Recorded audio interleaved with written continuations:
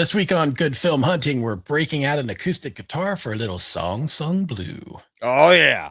This heartfelt musical drama from Craig Brewer stars Hugh Jackman and Kate Hudson as Mike and Claire Sardina, a Midwest couple who chase their dreams by forming a Neil Diamond tribute band called Lightning and Thunder. Did this movie make us forever blue in jeans? Or do we think that you and Cracklin Rosie should get on board? Find out in this episode of Good Film Hunting. Oh, I love this stuff. God, Andy is a big Neil Diamond fan. I love the idea of a Neil Diamond film. Come on, sign me up. Before we get too far, I think you had the same problem.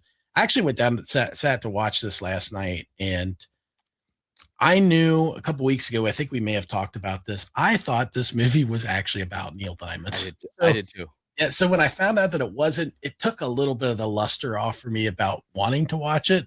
But I too like a lot of Neil Diamond songs, so I thought I still want to watch it. So sit down and watch it last night. Tara was like, "Is this supposed to be Neil Diamond?" I was like, "No, it's not actually." It's like that's what I thought it was going to be too. So anyway, with that, please take the floor, Andrew. Let's go see what the RT has to say about it. Freezy, Gary, love the Freezy face. The fans have, I'm sorry, the critics have it at 78%, and the fans, the popcornometer, 97%. Gary, 97. Well, like this movie is. That's up there for the fans. That is. The fans are almost a perfect film for the fans. Yeah, and I wouldn't disagree. This is Well, give me your rating then. If we're gonna go right, just go ahead and tell me what you thought, Andy. Well, I'll go with good. I'm not gonna say great. Okay. For me, great's really reserved for those films that just Oscar worthy. You cannot miss this film, and I don't think this is that. But it's very good. It's very entertaining, especially if you are a fan of the Neil Diamond's music. It's not his story. Don't misunderstand that one bit. Yeah. And there was, I believe, a little bit of the Neil Diamond didn't even want. So this is based off a documentary, right? Do you know that? Correct. Yes.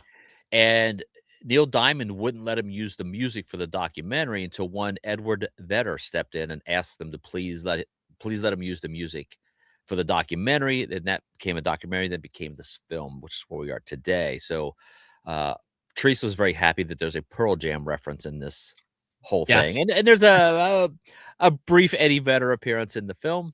And that is true. He had him open for them at a show.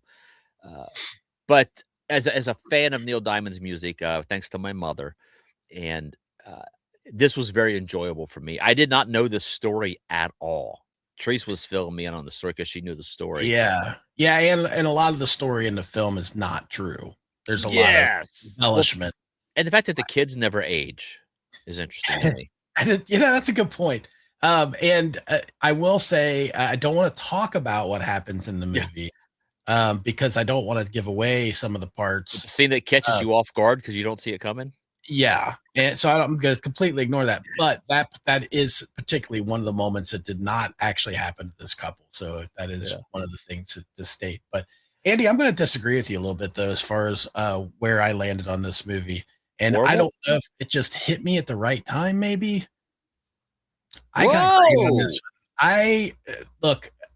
I like these kind of movies. From time to time, and I don't know what it was about this one in particular, but last night I just watched it, and I just enjoyed every moment of this movie. It's a feel-good movie. It is for sure. Like you find yourself rooting for Jackman's character because the guy just wants to. Maybe it's because we've been there. Not a Neil Diamond band. We've wanted to we just want some success, just a hint of success, please. Yeah. Now, I will say I don't know how much of towards the end of the movie, if that's true either or not. There's definitely moments in a lot of films that we watch. We've said it before, where you're watching it and you're like, I would have made different choices. And there are some choices that Jackman makes during this film that were just not ones that I would make. Yeah, it's very of the time for a man. I don't know why I did quotes. But for a man to feel he is a man though. There's no question about that. He is a man. I don't know why I did that. And I don't want to give anything away, so it's hard to talk about. But you know how there's a bravado and sort of a machismo and stuff that guys have, and like Andy that you had with your shoulder went out too much. So there's a lot of health decisions that happen. I know that I was like, come on, man. I would I wouldn't push that far. I wouldn't have done that. Yeah, so, I do know what you're talking about. So, but it all goes well with the way the movie is, and it's just I thought it was well done. I enjoyed it. Maybe it's the music also. Yeah, I got such a kick out of hearing the songs, and except for Solo May. Jesus, she's like, you're a Dime fan. You're like, I was like, I don't even know. That is not what I would ever open a show with. Ever, I wouldn't even put that in a show. And he was insistent on it. This when you open up with, any of his other massive hits is what you open with. Yeah, So I think like you were talking, it's nostalgic. I think you of a certain age. I think younger generations won't appreciate this film the way we do. Right. It's not their fault, just they're young. Like again, our children who probably have zero reference of Neil Diamond wouldn't get anything out of this movie. Maybe it's a good story, but when you hear, and you got to figure Neil Diamond is up there. I mean, we don't know how much longer Neil will even be with us. I don't think he's even touring anymore. I think he has Parkinson's disease, so he doesn't really do public appearances anymore. I have been lucky enough to see Neil Diamond once in concert. It was quite the experience. Not quite a Kiss show, but quite an experience. But I do have a great love of his music, and the nostalgic feel of these songs was just, I mean, I'll say this, when this movie was over, the next day, Teresa and I were in the house. We're doing kind of some cleaning, just cleaning the kitchen, and she's running the vacuum. And we've got, we don't have like a home stereo system, but we have like a big Bluetooth speaker. And I put on Neil Diamond's greatest hits and just let it go. I look over and Teresa's just like, money talks. She's just saying, I'm like, yeah, baby, do it. And we found ourselves, literally, Gary, I'm saying that, and I say this with all sincerity. I stopped what I was doing. I grabbed her and we danced. And we have a little room that's open, and we just did a little dance. Just her and I, just like a couple, man. It was so wonderful. That's funny. Yeah, that's great. I'm going to change it, Gary. It's great. I'm back. You were too afraid to say great. No, the more I talk about it, I just talk myself into loving this movie more. I love the music. Yeah, as I was watching it last night, Tara was in her phone. She didn't watch the whole movie, like sit and watch it. But she was in and out of the room for most of it, so she followed enough along. But at one point, she's sitting right next to me, and she's doing this stuff. And she looks at me, and now I'm watching a movie, and she goes, "Did you know there was a band called the Fleetwoods?" I was like, hold on. Let me get my neck brace out for that sharp turn. I hit pause and I look at her like I'm watching a movie right now. No, I didn't know that. I don't know why it's relevant. Wait a minute. Are you adding Neil Diamond to your playlist? She's like, yeah. Nice. She's in Spotify looking up Neil Diamond songs and Anna. So it's kind of relevant, but I don't know where the Fleetwoods thing came from. Anyway, maybe they did a cover version. Well, not to get long in a tooth, but the nostalgia for me is my mother growing up. This is back when you had these big stereo components in your house, pieces of furniture is what it was. And my mom would, when she did her weekly house cleaning, my mom was very adamant. Once a week she would clean the hot dust and do all this stuff. And she put a stack of albums on. It would drop one at a time. You remember that stuff, Gary? Yep. Oh yeah. You didn't have Spotify? Any of them? Any of those at all? Spotify. And my mom would always stack it with Neil Diamond, Barry Manilow, and like Janis Joplin. So that was the soundtrack of my life growing up, which is why I have an affinity for those songs, because it's what you know. You only know what you're shown. And it just these songs took me so far, took me right back to being that kid. And my mom just singing at the top of her lungs, Well, it doesn't hurt that the setting in the film is that era as well, man. Like as far as the 70s and that, and it's a lot Kate Hudson. Let me talk about how great she was. Yeah, just wonderful, man. It's good. Go see it. I think it's worth watching for sure. But if the music isn't really your thing, or this kind of biopic it's not really a true story, but it's based on one. If that's not really your thing, you may not enjoy it as much as we did. But for me, I just thought it was a well plotted out film. It had a lot of highs and lows in it, and it's a feel good movie, like you said. I'll go out on a limb and say this: if you're not a fan of Neil Diamond's music, unfriend me now. Wow. That's bold. The foot is down, Gary. Foot is down. Wow, Andy. Gary, I live on that edge. I'm Yeah, that kind of guy. I will take those chances in life.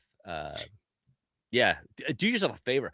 If you aren't familiar with his music that much, man, put it on, like, if you have Spotify or Grab the iHeartRadio. greatest hits for sure, and you'll be Just let it surprised how many you play. know, actually. Oh, well, and the beauty is too, as you find out, if you don't really know a lot about Neil Diamond, is, he wrote, "I'm a Believer," Yeah. and, his version's great. I mean, I literally, the next day I was at work, Gary, and I had the greatest hits just playing in my ears all day, and I'm Yeah. texting with Bobby. He's like, "What's happening in Nashville?" I was like, "Man, I'm cruising the city streets, cranking some Hello Again." He goes, "Wow, you are a man of the times." Timely references, buddy. Cracklin Hey, Rosie. this is one of those films, rare films that I sit and let the credits roll the whole time. Sure. It's because you've got all the music playing, through the credits and stuff. Anyway, good film. It definitely has its highs and lows, and yeah, there's some you could easily say there's some cliche stuff in there, but Sure. it's cliche for a reason, Andy. I avoid Of all cliches like the the plague. of all of the Neil Diamond tribute based on a true story documentary films, Say it. this would be the Citizen Kane. Whoa, that is I bold. I had That to is say it. bold. I had to say it. Had to be done. Well, I had to beat you to it, honestly. It's a poster for a reason, Gary. Right. In fact, I think that's what Song Song Blues poster says. The Citizen Kane of Neil Diamond tribute. Films based after documentaries. Film based after a tribute band that opened for Pearl Jam. With yes, that. The great. It's a lot. It's a long liner at the bottom. But, they really needed an editor. They did. Probably would have been a good idea. Wow. We went there. I love it. You saw the film, let us know in the comments. And if you haven't seen it, go check it out. And come back and tell us how right we are. Tell us it's not the Citizen Kane of Neil Diamond films based after a documentary about Neil Diamond tribute bands that had opened specific to ones called Lightning and Thunder.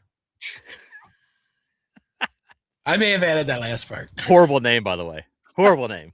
Yeah. That would only work if it's a White Lion tribute band, which I would be willing to play in.